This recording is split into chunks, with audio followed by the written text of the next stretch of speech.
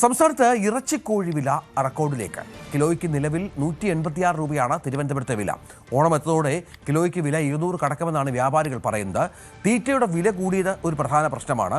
ഒപ്പം ബീഫ് വിലയിൽ വർധനവുണ്ടായതും ട്രോളിംഗ് നിരോധനവുമൊക്കെ ചിക്കന് ഡിമാൻഡ് കൂട്ടി, അതും വിലക്കയറ്റത്തിന് കാരണമായി എന്നാണ് വ്യാപാരികളുടെ വിശദീകരണം. സംസ്ഥാനത്ത് ഇറച്ചിക്കോഴിയുടെ വില ക്രമാതീതമായി കുതിച്ചുയരുകയാണ്. എന്താണ് കാരണമെന്ന് ആളുകൾക്കൊക്കെ സംശയമുണ്ട്. ചിക്കന്റെ വില ഉയർന്നതോടെ ഹോട്ടലുകളിലെ ചിക്കൻ വിഭവങ്ങളുടെ വിലയും അങ്ങനെ തന്നെ ഉയരുന്ന ഒരു സാഹചര്യമാണ് ഉണ്ടായിരിക്കുന്നത്. ഞാനിപ്പോൾ ഉള്ളത് തിരുവനന്തപുരം കഴക്കൂട്ടത്തുള്ള ആലിഫ് പൗൾട്രി ഫാമിലാണ്. ഈ ഫാമിന്റെ ഉടമകൾ എന്നോടൊപ്പം ചേരുന്നു. എന്താണ് ഈ ചിക്കന്റെ വിലയിൽ ഇങ്ങനെ ഒരു വലിയ വ്യതിയാനം ഉണ്ടായതെന്ന് അവരോട് തന്നെ ചോദിക്കാം. പേരെന്താണ്? എന്റെ പേര് അനാമുദ്ദീൻ. ഇത് എത്ര വർഷമായി നമ്മുടെ ഈ സ്ഥാപനം? ഒരു 25 വർഷത്തോളം കൊണ്ട് എന്റെ വൈഫിന്റെ പേരിലാണ് സ്ഥാപനം ഉള്ളത്. അപ്പോൾ 25 വർഷം കൊണ്ട് നടത്തുകയാണ്. ഈ പെട്ടെന്നാണ് ഇങ്ങനെ ഒരു വില വർധന ഉണ്ടാകുന്നത്. എന്താണ് ഇതിന് ഈ ഇങ്ങനെ ഇറച്ചിക്കോഴിയുടെ വില കൂടാനുണ്ടായ കാരണം? സാധാരണഗതിയിൽ ഇങ്ങനെ ഒരു കയറ്റം ഇറക്കം ഉള്ളതാണ്. പക്ഷെ ഇത്രയും അതിരൂക്ഷമായിട്ടുള്ള ഒരു കയറ്റം എന്ന് ഉള്ളത് അടുത്ത കാലത്താണ്. ഒന്ന് ചിലപ്പോ ബീഫിന്റെ ഷോർട്ടേജ് ആയിരിക്കാം, ബീഫിന്റെ പ്രോബ്ലംസ് ഇവിടെ നടക്കുന്നുണ്ട്, അതൊരു കാരണമായിരിക്കാം. പിന്നെ ഇതെല്ലാം കോർപ്പറേറ്റുകളുടെ കയ്യിലാണ്. കോർപ്പറേറ്റുകളുടെ കയ്യിലായി കഴിയുമ്പോഴത്തേക്ക് അവർ തീരുമാനിക്കും, അതിനനുസരിച്ച് മറ്റുള്ളവർ അനുസരിക്കുക, അതുമായിരിക്കാം. ഇനി ബാക്കിയുള്ള ഡീപ്പായിട്ടുള്ള കാരണങ്ങളൊന്നും എനിക്ക് പിടുത്തമല്ല.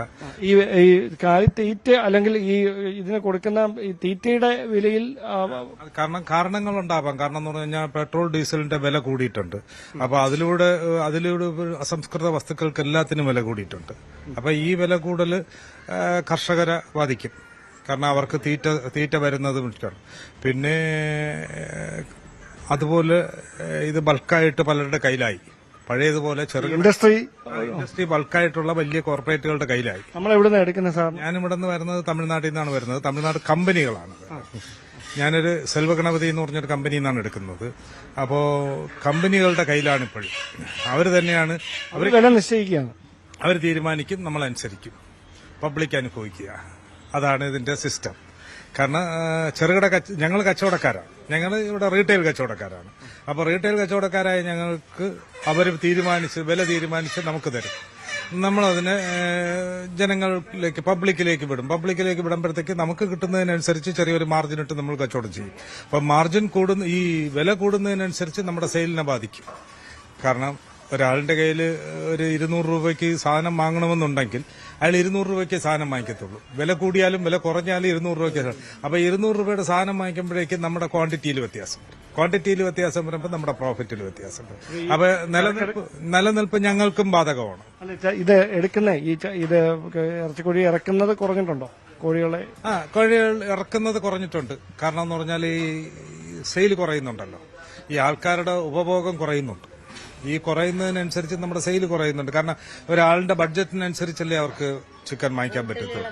ഹോട്ടലുകൾക്ക് വില കൂടുമ്പോഴത്തേക്ക് അവിടെ സെയിൽ കുറയുമ്പോഴത്തേക്ക് അതിനനുസരിച്ച് അവരുടെയും ക്വാണ്ടിറ്റി കുറയും. ഈ ക്വാണ്ടിറ്റി കുറയുമ്പോഴത്തേക്ക് അതിനനുസരിച്ചുള്ള മാർജിൻ നമുക്ക് കുറയും. അപ്പൊ ഇനിയും വില ഇങ്ങനെ തന്നെ നിൽക്കുമോ അതോ ഇനി കൂടാൻ സാധ്യതയുണ്ടോ?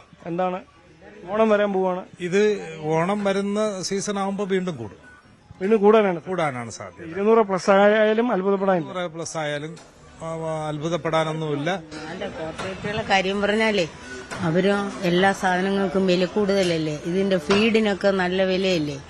അപ്പൊ അതും എല്ലാം കൂടെ ആകുമ്പോൾ അവരെയും കുറ്റം പറയാൻ പറ്റൂല. പിന്നെ അവർ ഈ വണ്ടികളിൽ വരുന്ന അവർക്ക് പെട്രോൾ, ഡീസൽ അങ്ങനെ എല്ലാത്തിനും വില കൂടുതലല്ലേ. അപ്പൊ അതൊക്കെ കൊണ്ടായിരിക്കും അവരും ഇങ്ങനെ നമുക്കങ്ങനെ തരുന്നത്. അവരെ ഒന്നും പറയാൻ പറ്റൂലല്ലോ. കാരണങ്ങളൊന്നും നമുക്കും പറയാനൊക്കില്ല. ഒത്തിരി കാരണങ്ങൾ കാണാം. കാരണം എന്ന് പറഞ്ഞു കഴിഞ്ഞാൽ പിന്നെ എന്തിനാണ് ഇപ്പൊ വില കുറവുള്ളത്, അത് വേറൊരു സത്യം. കാരണം എന്ന് പറഞ്ഞു കഴിഞ്ഞാൽ ഇപ്പൊ എപ്പോഴും ഇറച്ചി ഐറ്റംസിൽ വില കുറവ് ഇപ്പോഴും ചിക്കനാണ്. കാരണം ബീഫിന് വില കുറഞ്ഞിട്ടുണ്ടോ? 1000-ന് മേലെ 1100-ന് മേലെ മട്ടനായി, 600 650 ആയി ബീഫ്. ഇപ്പോഴും 1 കിലോ മീറ്റിന്റെ വില നോക്കിക്കഴിഞ്ഞു കഴിഞ്ഞാൽ 300 രൂപയിൽ നിൽക്കുകയാണ്. 1 കിലോ ചിക്കൻ മീറ്റിന്റെ വില നോക്കിയാൽ 300 രൂപയിൽ നിൽക്കുകയാണ്. ഇപ്പൊ മറ്റ് മീറ്റുകൾക്കെല്ലാം അതിനേക്കാളും വില കൂടുതലാണ്. അതും ഒരു കാരണമാവാം ഇത് വില കൂടാൻ. അപ്പൊ അങ്ങനെ, കാരണം മറ്റുള്ളതിനൊക്കെ വില കൂടുമ്പോഴേക്കും അതിന്റെ ആനുപാതികമായിട്ട് ഇതിനും കൂടുകയാണ്. കാരണം ഈ ആൾക്കാർ ഇതിലേക്ക് കൂടുതൽ അടുക്കും എന്നറിഞ്ഞുകൊണ്ട് ഡിമാൻഡ് കൂട്ടിയിട്ട് അതിനെ വില കൂട്ടുക എന്നുള്ളതാണ്. കാരണം ഇതുപോലെ തന്നെ ഇങ്ങ് താഴോട്ട് വരും. കാരണം നമ്മൾ കുറച്ച് നാള് ആരും ഉപയോഗിക്കാനുള്ള കച്ചവടം കുറവായി കഴിഞ്ഞ് കഴിഞ്ഞാൽ ഈ വളർത്തുന്ന സാധനങ്ങളൊക്കെ അമിതമാവും. ഈ അമിതമാകുമ്പോഴത്തേക്ക് ഇവര് നേരിട്ടൊക്കെ താഴെ കൊണ്ടുവരും. എപ്പോഴാണെന്ന് അറിയാമോ? യഥാർത്ഥത്തിൽ എന്ന് പറയുന്നത് ചെറുകിട കർഷകർ ഇവിടെ ഇല്ലാതായി. അവിടെയാണ് പ്രോബ്ലം വന്നത്. ചെറുകിട കർഷകർ ചില ക്രൈസിസ് കൊണ്ട് അവർ നശിക്കപ്പെട്ടപ്പോഴത്തേക്ക് എല്ലാം കോർപ്പറേറ്റുകളുടെ കയ്യിലായി. അപ്പോൾ അവർ തീരുമാനിക്കുക അവർ തന്നെ. ഇതിനിടയ്ക്ക് ഒരു 500 ചെറുകിട കച്ചവടക്കാർ കൊണ്ടുവന്നിട്ട് ഇതായിട്ട് ഒരു മത്സരം ഉണ്ടായാൽ ഇതിന് വില കുറയും. മത്സരം ഉണ്ടാകുമ്പോഴത്തേക്ക് കോർപ്പറേറ്റുകൾ എന്താ ചെയ്യുന്നത്? ടക്കനെ അങ്ങ് വില കുറയ്ക്കും. വില കുറച്ചങ്ങ് താരുമ്പോഴേക്ക് ഇവർ നശിക്കും. ഈ ചെറുകിട കർഷകർ നശിക്കും. വീണ്ടും അവർ അതിന് ഇരട്ടിയായിട്ട് തിരിച്ചു പിടിക്കും. ഇതാണ് കോഴി കച്ചവടത്തിൽ നടന്നുകൊണ്ടിരിക്കുന്ന ഒരു സിസ്റ്റം. ഓക്കെ, അപ്പൊ അത്തരത്തിലുള്ള ഒരു ആശങ്കയാണ് ഈ പൗൾട്രി ഫാം ഉടമകളടക്കം പങ്കുവെച്ചുകൊണ്ടിരിക്കുന്നത്. അങ്ങനെയാണെങ്കിൽ 1 കിലോ ഇറച്ചിക്കോഴിക്ക് വില 200 രൂപയ്ക്ക് മുകളിലേക്ക് പോയാലും അത്ഭുതപ്പെടാനില്ല. അങ്ങനെ ഒരു സാഹചര്യം ഓണത്തോടടുപ്പിച്ച് ഉണ്ടായേക്കും.